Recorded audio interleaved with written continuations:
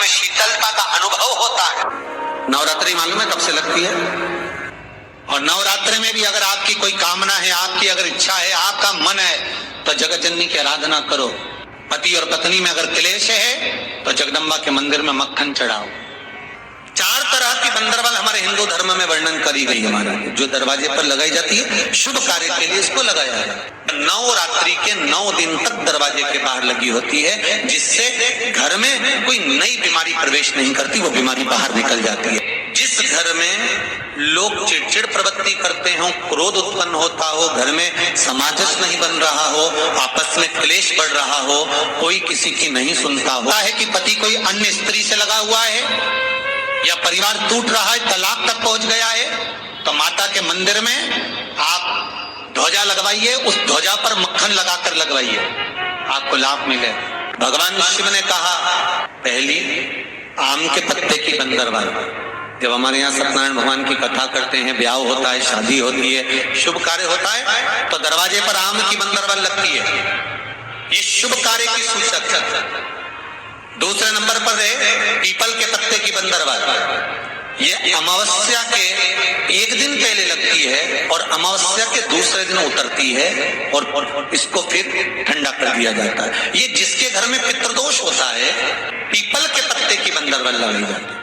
तीसरे नंबर पर होती है नीम की बंदरवाल। पूर्णिमा का जो दिन रहता है, चैत्री नवरात्रि जिस दिन प्रारंभ होते हैं, उस दिन नीम के पत्ते की बंदरवाल लगती है, जो इसको नीम के पत्ते की बंदरवाल।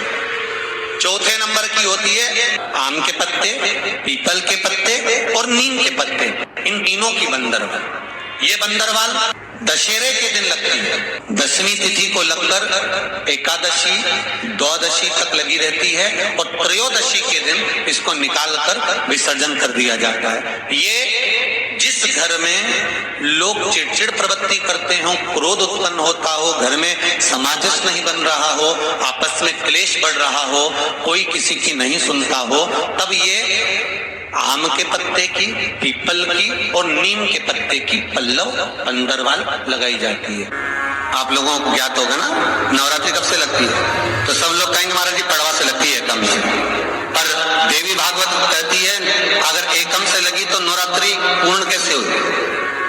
एकम का दिन लगी तो एकम के दिन की रात्रि, फिर दूज के दिन की रात्रि, तीज के दिन की रात्रि, चतुर्थ दिन की रात्रि, पंचम दिन की रात्रि, छठे दिन की, 7वें दिन की, 8वें दिन की, 9वें दिन की रात्रि। पर 9वें दिन तो सवेरे पूजन करके, यज्ञ करके, अनुष्ठान करके देवी को विसर्जन कर दिया, फिर नवरात्रि पूर्ण कैसे? नवरात्रि की पूर्णता होती है अमावस्या की रात से गिनी जाती है।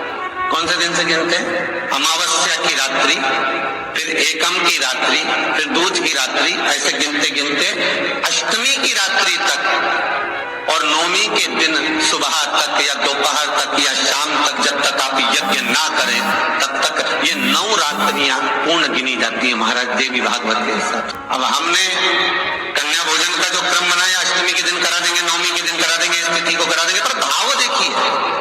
शास्त्र कहता है भूखे को भोजन जब कराइए जब उसको भूख लगी हो, और ऐसों को कराइए जिसको जरूरत पड़ रही है।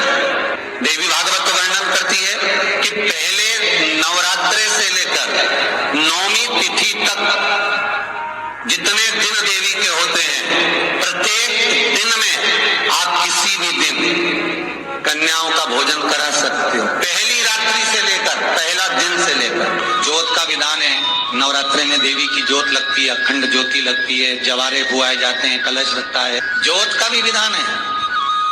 जिसके यहाँ दिया अखंड जलाया जाता है, अगर वो दिए की लो, दिए की बाती अगर दक्षिण दिशा की होती है तो उसके घर में साल भर में एक घात जरूर होती। जो दिया अखंड जलता है उसकी बाती का मुख दक्षिण का नहीं होना चाहिए। देवी भागवत को अगर सुना हो तो देवी भागवत में स्पष्ट किया गया कि पूर्व की ओर मुख करा हुआ दिया, अर्थात पूर्व की ओर ज्योत जो जलाई जाती है वो संपदा की वृद्धि करती है। पश्चिम की ओर मुख कर जो ज्योत लगाई जाती है महाराज वो वैभव को देती है। और उत्तर की ओर जो मुख कर ज्योत जलाई जाती है, उत्तर की ओर जो ज्योत का मुख रहता है वो आयु की वृद्धि करती, घर में अकाल मौत को रोकती। नवरात्रि का जो भाव तत्व है उसको भी अच्छे से समझ लेना।